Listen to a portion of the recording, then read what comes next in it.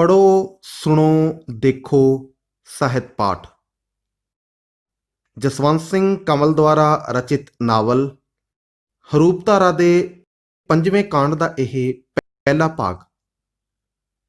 4 ਮਹੀਨੇ ਸੁਖ ਸਬੀਲੀ ਨਾਲ ਬੀਤ ਗਏ। ਇਹ 4 ਮਹੀਨੇ ਉਹਨਾਂ ਦੀ ਜ਼ਿੰਦਗੀ 'ਚ ਸਭ ਤੋਂ ਵਧੇਰੇ ਤੇ ਮਨ ਦਾ ਚਾਅ ਪੂਰਾ ਕਰਨ ਵਾਲੇ ਸੁਨਹਿਰੀ ਮਹੀਨੇ ਕਹੇ ਜਾ ਸਕਦੇ ਸਨ। ਰੂਪ ਨੇ ਕੇਸਰ ਨੂੰ ਵੀ ਆਪਣੇ ਨਾਲ ਸਾਦਾ ਰਹਿਣਾ ਸਿਖਾ ਦਿੱਤਾ। ਉਹਨਾਂ ਸਾਦਗੀ ਵਿੱਚ ਹੀ ਆਪਣੀ ਕਲਿਆਣ ਸਮਝੀ ਅਤੇ ਗਹਿਣਿਆਂ ਦਾ ਮੂਲ ਜਿਉਂ ਦਾ ਤਿਉਂ ਉਹਨਾਂ ਕੋਲ ਕਾਇਮ ਸੀ। ਇਹਨਾਂ ਦਿਨਾਂ 'ਚ ਰੂਪ ਨੇ ਉਣਾਈ ਅਤੇ ਪੜ੍ਹਾਈ ਵੱਲ ਵਿਹਲੀ ਹੋਣ ਕਾਰਨ ਕਾਫੀ ਧਿਆਨ ਦਿੱਤਾ। ਉਸਦਾ ਪ੍ਰਾਈਵੇਟ 10ਵੀਂ ਦਾ ਇਮਤਿਹਾਨ ਦੇਣ ਨੂੰ ਜੀ ਕਰਦਾ ਸੀ। ਹੌਲੀ-ਹੌਲੀ ਉਸ ਕੇਸਰ ਦੀ ਸਹਾਇਤਾ ਨਾਲ ਤਿਆਰੀ ਸ਼ੁਰੂ ਕਰ ਦਿੱਤੀ। ਇਹਨਾਂ 5 ਮਹੀਨਿਆਂ 'ਚ ਉਹ ਨੂਰਪੁਰ ਤਾਂ ਕਈ ਵਾਰ ਮਿਲ ਆਏ, ਪਰ ਸ਼ੇਰਿਆਣੇ ਵੱਲ ਭੁੱਲ ਕੇ ਵੀ ਮੂੰਹ ਨਾ ਕੀਤਾ।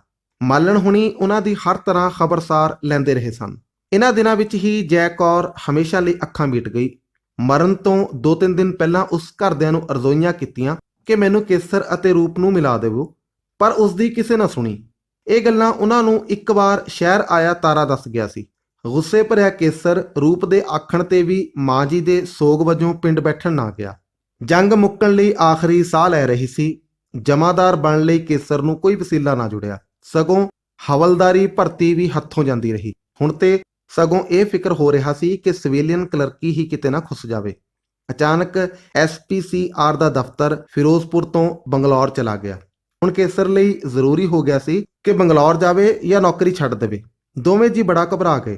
ਹੋਰ ਫੌਰੀ ਨੌਕਰੀ ਮਿਲਣ ਦੀ ਆਸ ਨਹੀਂ ਸੀ। ਸਮਾਂ ਨਾ ਬਦਲੇ, ਹਾਲਾਤ ਖਲੋਤੇ ਰਹਿਣ, ਇਹ ਕੁਦਰਤ ਦੇ ਨੇਮ ਮੁਤਾਬਕ ਗਲਤ ਸੀ। ਸਮਾਜੀ ਹਿਲਜੁਲ ਦੇ ਅਸੂਲ ਅਨੁਸਾਰ ਜ਼ਿੰਦਗੀ ਇੱਕ ਥਾਂ ਕਿਵੇਂ ਬੰਨ੍ਹ ਕੇ ਰੱਖੀ ਜਾ ਸਕਦੀ ਸੀ। ਨੌਕਰੀ ਛੱਡਿਆਂ ਗੁਜ਼ਾਰਾ ਨਹੀਂ ਸੀ।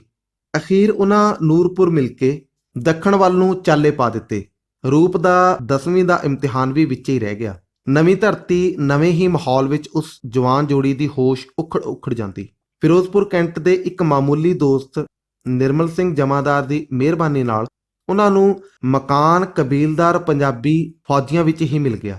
ਕਬੀਲਦਾਰ ਫੌਜੀਆਂ ਵਿੱਚ ਮਕਾਨ ਮਿਲਣ ਨੂੰ ਉਹਨਾਂ ਵਾਹਿਗੁਰੂ ਦੀ ਅਪਾਰ ਕਿਰਪਾ ਸਮਝੀ। ਨਿਰਮਲ ਸਿੰਘ ਦੀ ਵਹੁਟੀ ਭਗਵੰਤ ਨੇ ਰੂਪ ਨੂੰ ਨਵੇਂ ਥਾਂ ਕੋਈ ਔਖ ਨਾ ਮਹਿਸੂਸ ਹੋਣ ਦਿੱਤੀ। ਭੈਣ ਜੀ, ਕਿਸੇ ਚੀਜ਼ ਤੋਂ ਥੁੜੀ ਨਾ ਰਹੀਂ ਤੇ ਜੀ ਲਾ ਕੇ ਰਹੀਂ। ਪ੍ਰਦੇਸ਼ ਵਿੱਚ ਇਸੇ ਤਰ੍ਹਾਂ ਮਿਲ ਵਰਤ ਕੇ ਹੀ ਦਿਹਾੜੇ ਪੂਰੇ ਕੀਤੇ ਜਾ ਸਕਦੇ ਆ। ਭਗਵੰਤ ਰੂਪ ਦੀ ਆਸ ਤੋਂ ਕਿਤੇ ਮਿਹਰਬਾਨ ਅਤੇ ਮਿਲਣਸਾਰ ਸਾਬਤ ਹੋ ਰਹੀ ਸੀ। ਜੇ ਸੱਚ ਪੁੱਛੋ ਭੈਣ ਜੀ, ਤੁਸਾਂ ਸਾਨੂੰ ਰੱਬ ਨਾਲੋਂ ਵੀ ਬਹੁਤਾ ਆਸਰਾ ਦਿੱਤਾ ਹੈ। ਰੂਪ ਦੀਆਂ ਅੱਖਾਂ 'ਚੋਂ ਧੰਨਵਾਦ ਲਿਸ਼ਕ ਰਿਹਾ ਸੀ। ਉਹ ਨਾਲ-ਨਾਲ ਭਗਵੰਤ ਅਤੇ ਤੇਜੋ ਨੂੰ ਸਹਿਯੋਗ ਦੀ ਤੱਕੜੀ 'ਚ ਤੋਲਣ ਲੱਗ ਪਈ। ਨਵੀਆਂ ਵਹੁਟੀਆਂ ਦਾ ਪ੍ਰਦੇਸ਼ ਵਿੱਚ ਜੀ ਨਹੀਂ ਲੱਗਦਾ। ਸੱਜਰੇ ਪੇਕੇ ਛੱਡੇ ਹੁੰਦੇ ਆ ਨਾ, ਤੇ ਪ੍ਰਦੇਸ਼ਾਂ ਦੇ ਧੱਕੇ ਵੱਖਰੇ। ਭਗਵੰਤ ਆਪਣੀ ਹੱਡ ਬੀਤੀਆਂ ਕਹਿ ਰਹੀ ਸੀ। ਤੇਰਾ ਭੈਣੇ ਸਕੀਆਂ ਭੈਣਾਂ ਵਰਗਾ ਆਸਰਾ ਏ, ਹੁਣ ਆਪੇ ਜੀ ਲੱਗ ਜਾਵੇਗਾ। ਰੂਪ ਨੂੰ ਉਸ ਨੂੰ ਮਿਲਣ ਪਿੱਛੋਂ ਇਹ ਆਪਣੀ ਤਰ੍ਹਾਂ ਦਾ ਪਹਿਲਾ ਤ੍ਰੀਮਤ ਪਿਆਰ ਮਿਲ ਰਿਹਾ ਸੀ। ਉਸ ਬੜੀ ਛੇਤੀ ਭਗਵੰਤ ਨਾਲ ਸਹੇਲਪੁਣਾ ਗੰਢ ਲਿਆ। ਉਹ ਇੱਕ ਤਰ੍ਹਾਂ ਧਰਮ ਭੈਣਾਂ ਬਣ ਗਈਆਂ। ਪਿਛਲੇ ਮਹੀਨੇ ਇਕੱਲੇ ਸ਼ਹਿਰ 'ਚ ਰਹਿਣ ਦਾ ਤਜਰਬਾ ਇੱਥੇ ਸਹਾਈ ਹੋ ਰਿਹਾ ਸੀ। ਦਿਨਾਂ ਨੇ ਨਿੱਘੀਆਂ ਬੀਤਣ ਦੀ ਫਿਰ ਰਫ਼ਤਾਰ ਫੜ ਲਈ। ਉਹਨਾਂ ਦੀ ਪ੍ਰਸੰਨਤਾ ਵਿੱਚ ਕੁਦਰਤੀ ਖੁਸ਼ੀ ਨੇ ਇੱਕਦਮ ਇੰਨੀ ਵੱਡੀ ਛਾਲ ਮਾਰੀ ਕਿ ਉਹ ਦੋਵੇਂ ਪਾਗਲ ਹੋ ਜਾਣ ਦੀ ਹੱਦ ਤੱਕ ਨੱਚ ਉੱਠੇ। ਬਿਜਲਈ ਰੂਪ ਰੱਤੜੇ ਗੁਲਾਬ ਵਾਂਗ ਮੁਸਕਾਈ ਜਾ ਰਹੀ ਸੀ। ਉਸ ਨੂੰ ਇਸ ਤਰ੍ਹਾਂ ਖਿੜਖਿੜ ਜਾਂਦੀ ਤੇ ਡੁੱਲ ਪੈਂਦੀ ਵੇਖ ਕੇਸਰ ਬਿਨਾਂ ਪੁੱਛੇ ਨਾ ਰਹਿ ਸਕਿਆ। ਕਿਉਂ ਸਰਦਾਰਨੀ, ਰੂਪ ਉਲਰ ਪੈਂਦਾ ਏ। ਰੂਪ ਨੇ ਬੁੱਲ ਦੰਦਾਂ 'ਚ ਫੜ ਲਿਆ, ਜਿਵੇਂ ਫੈਸਲਾ ਕਰ ਰਹੀ ਸੀ ਦੱਸਾਂ ਕਿ ਨਾ। ਉਸ ਦੀਆਂ ਅੱਖਾਂ ਦੀ ਤੇਜ਼ ਚਮਕ ਕੇਸਰ ਦੇ ਕਮਜ਼ੋਰ ਜ਼ਬਤ ਵਿੱਚ ਛੇਕ ਕਰੀ ਜਾ ਰਹੀ ਸੀ। ਜੇ ਨਹੀਂ ਦੱਸਣ ਵਾਲੀ ਤਾਂ ਨਾ ਦੱਸ। ਕੇਸਰ ਨੇ ਐਵੇਂ ਹੀ ਮਰੋੜਾ ਮਾਰਿਆ। ਸੁਣੋ, ਕਦੇ ਮੈਂ ਵੀ ਤੁਹਾਡੇ ਵਾਂਗ ਮੂੰਹ ਪਵਾਇਆ ਏ। ਮੈਂ ਤੇਰੇ ਕੋਲੋਂ ਕਦੇ ਕੁਝ ਲੁਕਾਇਆ ਹੀ ਨਹੀਂ। ਊਂ ਤਾਂ ਮੈਂ ਕਦੇ ਨਾ ਦੱਸਦੀ। ਰੂਪ ਦੇ ਚਿਹਰੇ ਉੱਤੇ ਗਿਲੇ ਦੀ ਮਿਠਾਸ ਫਿਰ ਗਈ। ਉਹ ਫਿਰ ਹੁਣ ਦੱਸਦੀ ਕਾਹਤੋਂ ਨਹੀਂ? ਐਨੀ ਛੇਤੀ ਦੱਸਣ ਵਾਲੀ ਨਹੀਂ। ਰੂਪ ਮੂੰਹ ਖੋਲੀ ਅਤੇ ਹਾਸਾ ਰੋਕੀ ਕਿਸੇ ਕਲਾਕਾਰ ਦਾ ਸ਼ਾਹਕਾਰ ਬਣੀ ਹੋਈ ਸੀ। ਕੇਸਰ ਨੇ ਉਸ ਨੂੰ ਬੇਅਖਤਿਆਰ ਗਲਵੱਕੜੀ 'ਚ ਲੈ ਲਿਆ। ਉਹ ਫਿਰ ਬੋਲੀ, ਬਹੁਤ ਹੀ ਪਿਆਰੀ ਗੱਲ ਹੈ, ਸੁਣੋ, ਕੰਨ ਵੀ ਕਰੋ ਨਾ। ਕੇਸਰ ਨੇ ਕੰਨ ਉਸਦੇ ਮੂੰਹ ਨਾਲ ਲਾ ਦਿੱਤਾ ਅਤੇ ਸੁਣਦਿਆਂ ਸਾਰ ਉਸ ਨੂੰ ਐਨੀ ਖੁਸ਼ੀ ਕੁੱਦ ਪਈ ਕਿ ਉਸ ਗਲਵੱਕੜੀ ਛੱਡ ਕੇ ਰੂਪ ਨੂੰ ਗੌਰ ਨਾਲ ਵੇਖਣਾ ਸ਼ੁਰੂ ਕਰ ਦਿੱਤਾ। ਰੂਪ ਜ਼ਿੰਦਗੀ ਦੀ ਰੂਪਕਾਰ ਬਣੀ ਲਹਿਰਾਈ ਜਾ ਰਹੀ ਸੀ। ਉਸ ਸਾਰੀ ਰਾਤ ਕੇਸਰ ਗੱਲਾਂ ਕਰਦਾ ਰਿਹਾ।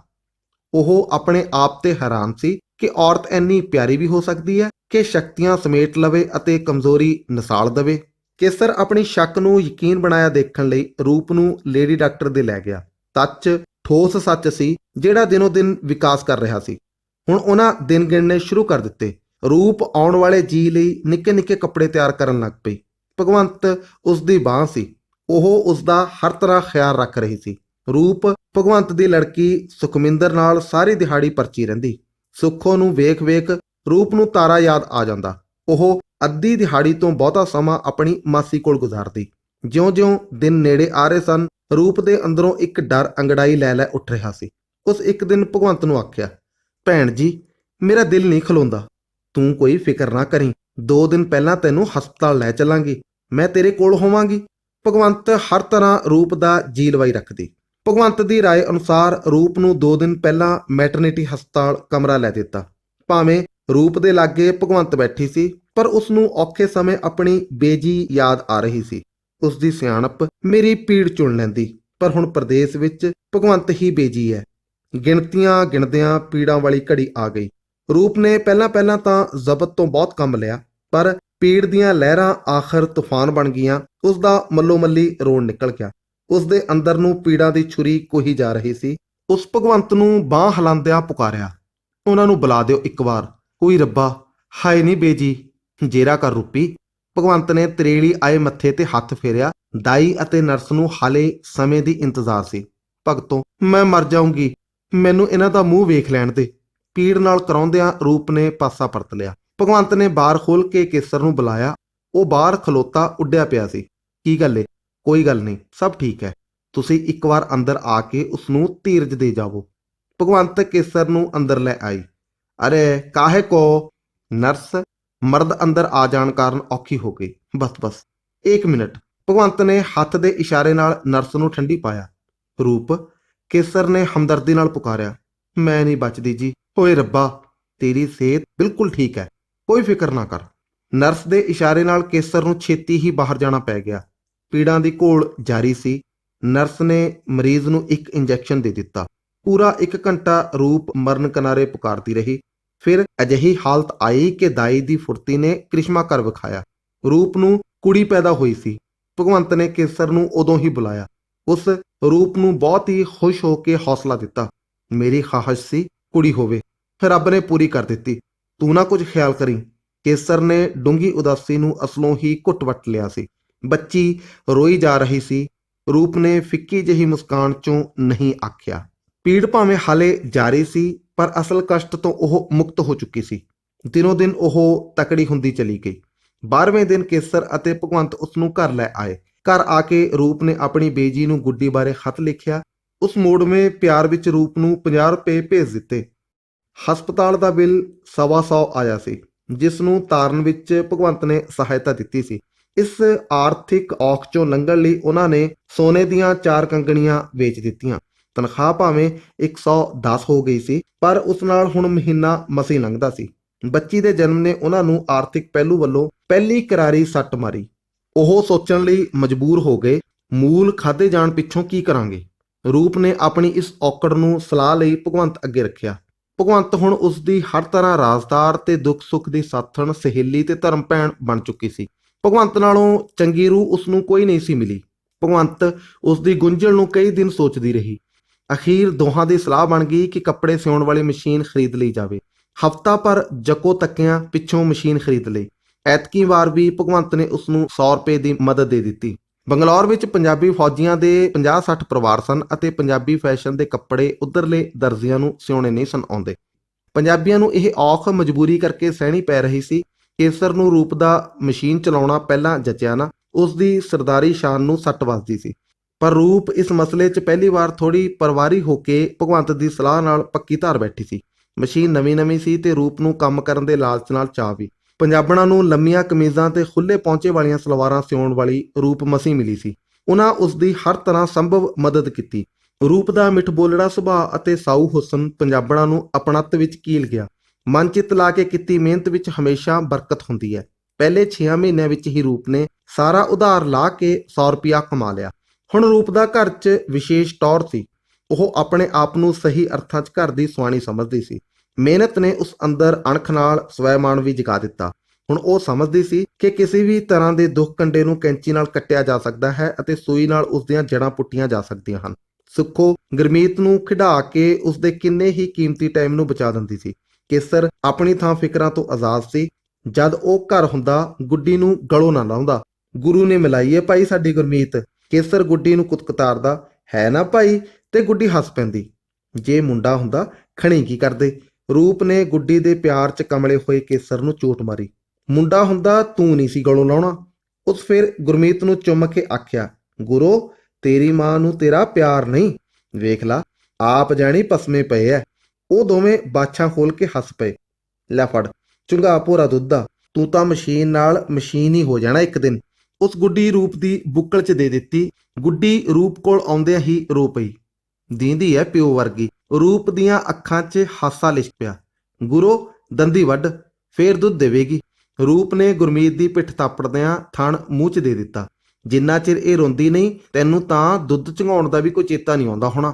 ਆਖਰ ਨੂੰ ਕੇਸਰ ਨੇ ਫੌਜੀਆਂ ਵਾਲੀ ਗੱਲ ਹੀ ਕਰ ਦਿੱਤੀ। ਕੁੜੀ ਦੇ ਬਹੁਤੇ ਹੇਜ ਵਾਲਿਓ, ਬੋਤਲ ਲੈ ਆਓ, ਤਸੱਲੀ ਨਾਲ ਪਿਆਈ ਗਏ।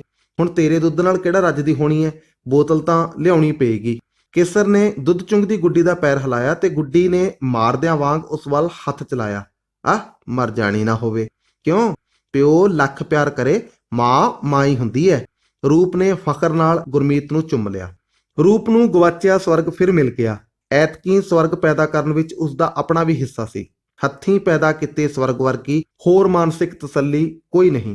1.25 ਸਾਲ ਹੋਰ ਕਦੋਂ ਬੀਤ ਗਿਆ ਉਹਨਾਂ ਨੂੰ ਪਤਾ ਤੱਕ ਨਾ ਲੱਗਾ। ਹੁਣ ਬੈਂਕ ਦੀ ਪਾਸਬੁੱਕ ਵਿੱਚ 800 ਦਾ ਅੰਕੜਾ ਜ਼ਿੰਦਗੀ ਦੀ ਖੁਸ਼ੀ ਦਾ ਮਾਣ ਬਣਿਆ ਪਿਆ ਸੀ। ਬਹਾਰ ਦੇ ਦਿਨਾਂ ਵਿੱਚ ਰੂਪ ਦੂਜੇ ਬੱਚੇ ਦੀ ਮਾਂ ਬਣਨ ਵਾਲੀ ਸੀ। ਨਿਰਮਲ ਸਿੰਘ ਜਮਾਦਾਰ ਦੀ ਪਲਟਣ ਬੰਗਲੌਰ ਤੋਂ ਦੇਵਲਾਲੀ ਬਦਲ ਗਈ। ਰੂਪ ਤੋਂ ਭਗਵੰਤ ਦਾ ਵਿਛੋੜਾ ਸਹਿਆ ਨਹੀਂ ਸੀ ਜਾਂਦਾ। ਉਹ ਅੰਤਾਂ ਦੀ ਰੋਈ। ਉਸ ਨੂੰ ਇਉਂ ਪ੍ਰਤੀਤ ਹੋ ਰਿਹਾ ਸੀ ਜਿਵੇਂ ਮਾਂ ਜਾਈ ਤੋਂ ਵਿਛੜ ਰਹੀ ਹਾਂ। ਕਿੰਨਾ ਪਿਆਰ ਹੋ ਗਿਆ ਸੀ ਉਹਨਾਂ ਵਿਚਕਾਰ। ਉਹ ਸੋਚ ਰਹੀ ਸੀ, ਭਗਵੰਤ ਦੇ ਸਾਥ ਵਿੱਚ ਮੈਨੂੰ ਕਿੰਨਾ ਕੁਝ ਮਿਲਿਆ ਏ, ਮੈਂ ਮਰ ਕੇ ਵੀ ਇਸ ਦਾ ਅਹਿਸਾਨ ਨਾ ਲਾ ਸਕਾਂਗੀ।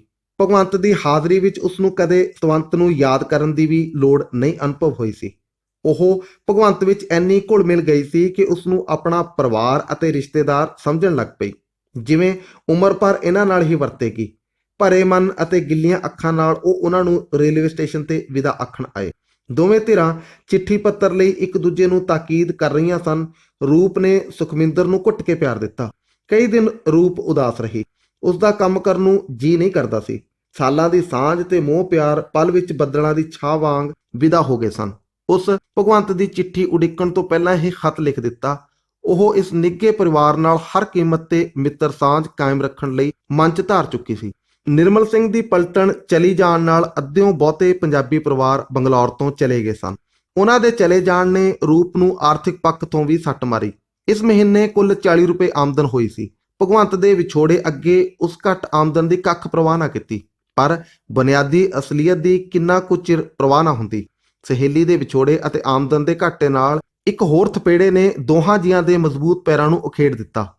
ਕੇਸਰ ਕੋਲੋਂ ਦਫ਼ਤਰੀ ਕੰਮ ਸਮੇਂ ਇੱਕ ਪਰਸਨਲ ਫਾਈਲ ਗੁੰਮ ਹੋ ਗਈ। ਉਸ ਆਪਣੀ ਸਾਰੀ ਯਾਦ ਸ਼ਕਤੀ ਤੇ ਜ਼ੋਰ ਪਾ ਕੇ ਸੋਚਿਆ ਕਿ ਉਹ ਫਾਈਲ ਕਿੱਥੇ ਰੱਖ ਬੈਠਾ ਸੀ ਜਾਂ ਕੌਣ ਉਸ ਤੋਂ ਲੈ ਗਿਆ ਸੀ, ਪਰ ਉਸ ਨੂੰ ਕੋਈ ਥਹੁ ਪਤਾ ਨਾ ਲੱਗ ਸਕਿਆ। ਆਖਰ ਸੁਪਰਡੈਂਟ ਦੇ ਉਸ ਦੀ ਬੁਲਾਈ ਹੋ ਗਈ। ਝੂਠ ਉਹ ਬੋਲਿਆ ਨਾ ਅਤੇ ਫਾਈਲ ਗੁੰਮ ਜਾਣ ਬਾਰੇ ਉਸ ਨੂੰ ਠੀਕ ਪਤਾ ਨਹੀਂ ਸੀ। ਸੁਪਰਡੈਂਟ ਨੂੰ ਉਸ ਦੀ ਸੱਚਾਈ ਉੱਤੇ ਯਕੀਨ ਆ ਗਿਆ। ਅੱਗੇ ਉਸ ਦੇ ਕੰਮ ਬਾਰੇ ਕਦੇ ਸ਼ਿਕਾਇਤ ਪੈਦਾ ਨਹੀਂ ਸੀ ਹੋਈ, ਪਰ ਇਹ ਜ਼ਾਹਰਾ ਅਣਗਹਿਲੀ ਅਤੇ ਗੈਰ ਜ਼ਿੰਮੇਵਾਰੀ ਉਸ ਨੂੰ ਕਸੂਰਵਾਰ ਠਹਿਰਾਉਂਦੀਆਂ ਸਨ। ਸੁਪਰਡੈਂਟ ਦੀ ਮਿਹਰਬਾਨੀ ਨਾਲ ਉਸ ਨੂੰ ਨੌਕਰੀਓਂ ਤਾਂ ਨਾ ਹਟਾਇਆ ਗਿਆ, ਪਰ ਅੱਧੀ ਤਨਖਾਹ ਰੋਕ ਉਸ ਦਾ ਕੇਸ ਚੱਲਦਾ ਕਰ ਦਿੱਤਾ ਗਿਆ। ਇਹ ਇੱਕ ਅਜਿਹਾ ਥਪੇੜਾ ਸੀ ਜਿਸ ਕੇਸਰ ਅਤੇ ਰੂਪ ਨੂੰ ਚਿੰਤਾ ਦੇ ਸਾਗਰ ਵਿੱਚ ਗੋਤੇ ਦੇਣੇ ਸ਼ੁਰੂ ਕਰ ਦਿੱਤੇ। ਭਾਵੇਂ ਅੱਧੀ ਤਨਖਾਹ ਹੀ ਰੋਕੀ ਗਈ ਸੀ, ਪਰ ਕੇਸ ਦਾ ਫੈਸਲਾ ਸਿਰ ਤੇ ਨੰਗੀ ਤਲਵਾਰ ਵਾਂਗ ਲਟਕ ਰਿਹਾ ਸੀ। ਰੂਪ ਦੇ ਹਸਪਤਾਲ ਦਾਖਲ ਹੋਣ ਦੇ ਦਿਨ ਨੇੜੇ ਆ ਰਹੇ ਸਨ। ਜਿਵੇਂ ਬਰਸਾਤ ਖੁੰਭਾਂ ਨਾਲ ਹੀ ਲੈ ਆਉਂਦੀ ਹੈ, ਫਿਕਰ ਨੇ ਹੁਸੀਨ ਜੋੜੇ ਦੀ ਸਿੱਲੀ ਜ਼ਮੀਨ ਵੀ ਪਾੜਨੀ ਸ਼ੁਰੂ ਕਰ ਦਿੱਤੀ। ਪੰਜਾਬ ਵੱਲੋਂ ਬੜੀਆਂ ਭੈੜੀਆਂ ਖਬਰਾਂ ਆ ਰਹੀਆਂ ਸਨ। ਆਜ਼ਾਦੀ ਆਉਣ ਨਾਲ ਹੀ ਹਿੰਦੂ ਮੁਸਲਿਮ ਫਸਾਦਾਂ ਦਾ ਮੁੱਢ ਵੱਜ ਚੁੱਕਾ ਸੀ। ਖਬਰਾਂ ਭੈੜੀਆਂ ਤੋਂ ਰੂਹ ਕੰਬਾਊ ਹੋ ਗਈਆਂ। ਕਤਲਾਂ ਤੇ ਉਧਾਲਿਆਂ ਨੇ ਧਰਮੀ ਅਤੇ ਪੈਗੰਬਰੀ ਪੰਜਾਬ ਦਾ ਮੂੰਹ ਕਾਲਾ ਕਰ ਦਿੱਤਾ। ਪੰਜਾਬੋਂ ਬਾਹਰ ਬੈਠੇ ਪੰਜਾਬੀ ਆਪਣੇ ਸਨੇਹੀਆਂ ਦੀ ਸੁੱਖ ਲਈ ਕਾਲਜੇ ਫੜੀ ਬੈਠੇ ਸਨ। ਰੂਪ ਆਪਣੀ ਬੇਜੀ ਦੀ ਚਿੱਠੀ ਨਾ ਆ ਜਾਣ ਤੱਕ ਇੱਕ ਤਰ੍ਹਾਂ ਲੰਮੀ ਹੀ ਪਈ ਰਹੀ ਸੀ। ਸਹੇਲੀਆਂ ਭਾਵੇਂ ਰੂਪ ਨੇ ਹੋਰ ਪੈਦਾ ਕਰ ਲਈਆਂ ਸਨ, ਪਰ ਭਗਵੰਤ ਦੀ ਥਾਂ ਕਿਸੇ ਨਾ ਭਰੀ। ਐਤਕੀ ਵਾਰ ਉਸ ਨੂੰ ਮੁੰਡਾ ਹੋਇਆ ਸੀ ਅਤੇ ਕਿਸੇ ਨਾ ਕਿਸੇ ਤਰ੍ਹਾਂ ਉਸ ਹਸਪਤਾਲ ਦੇ ਦਿਨ ਪੂਰੇ ਕਰ ਲਏ ਸਨ। ਸਾਰੇ ਪੰਜਾਬੀ ਦੋਸਤਾਂ ਮੁਬਾਰਕਾਂ ਨਾਲ ਉਹਨਾਂ ਦਾ ਘਰ ਭਰ ਦਿੱਤਾ। ਭਗਵੰਤ ਨੇ ਮੁਬਾਰਕ ਨਾਲ ਕੱਪੜੇ ਵੀ ਘੱਲੇ ਅਤੇ ਮਾਲਣ ਨੇ ਬੂੜ ਤੋਂ ਚੋਰੀ ਉਸ ਨੂੰ 100 ਰੁਪਇਆ ਭੇਜਿਆ ਸੀ। ਐਤਕੀ ਹਸਪਤਾਲ ਦੇ ਬਿੱਲ, ਕੱਪੜਿਆਂ ਦੇ ਬਿੱਲ ਅਤੇ ਯਾਰਾਂ ਦੋਸਤਾਂ ਦੀ ਫੀਸ ਰਲਾ ਕੇ ਖਰਚ 300 ਤੱਕ ਚੜ ਗਿਆ ਸੀ। ਪਰ ਮੁੰਡੇ ਦੀ ਅਕਹਿ ਖੁਸ਼ੀ ਵਿੱਚ ਉਹਨਾਂ ਕੋਈ ਪਰਵਾਹ ਨਾ ਕੀਤੀ। 3 ਮਹੀਨੇ ਹੋਰ ਲੰਘ ਜਾਣ ਪਿੱਛੋਂ ਪਾਸਬੁੱਕ ਚੋਂ 300 ਦੀ ਕਟੌਤੀ ਹੋ ਚੁੱਕੀ ਸੀ। ਪਿਛਲੇ 2 ਮਹੀਨਿਆਂ ਵਿੱਚ ਭਾਵੇਂ ਰੂਪ ਆਪੂ ਬਹੁਤਾ ਕੰਮ ਨਹੀਂ ਸੀ ਕਰ ਸਕੀ, ਪਰ ਪੰਜਾਬੀ ਘੱਟ ਹੋ ਜਾਣ ਨਾਲ ਕੰਮ ਵੀ ਥੋੜਾ ਰਹਿ ਗਿਆ ਸੀ। 2 ਬੱਚਿਆਂ ਨੂੰ ਸਾਂਭਣ ਅਤੇ ਘਰ ਦੇ ਚੁੱਲ੍ਹੇ ਚੌਂਕੇ ਪਿੱਛੋਂ ਸਮਾਂ ਹੀ ਥੋੜਾ ਰਹਿ ਜਾਂਦਾ ਸੀ ਕਿ ਉਹ ਲਏ ਕੱਪੜੇ ਵੇਲੇ ਸਿਰ ਤਿਆਰ ਕਰਕੇ ਦੇ ਸਕਦੀ। ਦੂਜੇ, ਉਸ ਬਸਤੀ 'ਚ ਜਣੇਪੇ ਦੇ ਦਿਨਾਂ 'ਚ ਇੱਕ ਹੋਰ ਪੰਜਾਬਣ ਨੇ ਮਸ਼ੀਨ ਲੈ ਲਈ ਸੀ, ਜਿਸ ਅੱਧ-ਪਚੱਧ ਕੰਮ ਖਿੱਚ ਲਿਆ ਸੀ। ਪਿਆਰ ਦੀ ਉਹ ਤਰੰਗ ਜਿਹੜੀ ਜਵਾਨੀ ਨੂੰ ਪਾਗਲ ਬਣਾਈ ਰੱਖਦੀ ਹੈ, ਉਹਨਾਂ ਦੇ ਸਿਰਾਂ ਤੋਂ ਤੂਫਾਨ ਦੀ ਲੁਹਾਈ ਵਾਂਗ ਲੰਘ ਗਈ ਸੀ। ਭਾਵੇਂ ਉਹਨਾਂ ਦੀਆਂ ਸਿਹਤਾਂ ਹਾਲੇ ਪੂਰਨ ਜਵਾਨ ਦਿਸਦੀਆਂ ਸਨ, ਪਰ ਸਾਹਮਣੇ ਆਈਆਂ ਸਮੱਸਿਆਵਾਂ ਨੇ ਉਹਨਾਂ ਦੇ ਜ਼ਿਹਨ ਵਿੱਚ ਵੜ ਕੇ ਸੰਜੀਦਗੀ ਦਾ ਠੋਸ ਪੜਾਅ ਮੱਲ ਲਿਆ। ਦੇਸ਼ ਆਜ਼ਾਦ ਹੋ ਜਾਣ ਪਿੱਛੋਂ ਫੌਜ ਦਾ ਕੰਟਰੋਲ ਆਮ ਕਰਕੇ ਦੇਸੀ ਅਫਸਰਾਂ ਦੇ ਹੱਥ ਵਿੱਚ ਆ ਗਿਆ। ਬਹੁਤੇ ਅੰਗਰੇਜ਼ ਅਫਸਰਾਂ ਦੇ ਚਲੇ ਜਾਣ ਪਿੱਛੋਂ ਕਈ ਦੇਸੀ ਅਫਸਰਾਂ ਨੂੰ ਛਾਲਾਂ ਮਾਰਵੀਆਂ ਤਰੱਕੀਆਂ ਮਿਲੀਆਂ ਸਨ, ਪਰ ਕੇਸਰ ਵਰਗੇ ਮਾਮੂਲੀ ਕਲਰਕ ਦੇ ਕੇਸ ਫੈਸਲੇ ਖੁਣੋਂ ਹੇਠਲੀਆਂ ਤਹਿਾਂ ਵਿੱਚ ਦਬਿੰਦੇ ਚਲੇ ਜਾ ਰਹੇ ਸਨ। ਕੇਸਰ ਨੂੰ ਕੰਮ ਪੂਰਾ ਦੇਣਾ ਪੈਂਦਾ ਸੀ, ਪਰ ਤਨਖਾਹ ਅੱਧੀ ਮਿਲ ਰਹੀ ਸੀ। ਉਸ ਆਪਣੇ ਕੇਸ ਦਾ ਫੈਸਲਾ ਕਰਾਉਣ ਲਈ ਕਾਫੀ ਭੱਜ ਦੌੜ ਕੀਤੀ, ਪਰ ਦੇਸੀ ਫੌਜੀਆਂ ਨੂੰ ਆਜ਼ਾਦੀ, ਅਫਸਰੀ ਅਤੇ ਵਲਾਇਤੀ ਸ਼ਰਾਬ ਕੁਝ ਇਸ ਤਰ੍ਹਾਂ ਚੱਕਰ ਖਾ ਕੇ ਚੜੀਆਂ ਸਨ ਕਿ ਦਿਮਾਗ ਨਾਲ ਅੱਖਾਂ ਵੀ ਚੱਕਰ ਖਾਣ ਲੱਗ ਪਈਆਂ ਸਨ। ਕੇਸਰ ਦੇ ਘਰ ਆਰਥਿਕ ਕੜਾਕੇ ਨੇ ਲੰਮੀ ਪਤਝੜ ਵਾਂਗ ਡੇਰੇ ਲਾ ਲਏ। ਹਰ ਮਹੀਨੇ ਉਹ ਬੈਂਕ 'ਚੋਂ 50 ਰੁਪਏ ਕਢਾ ਲੈਂਦੇ।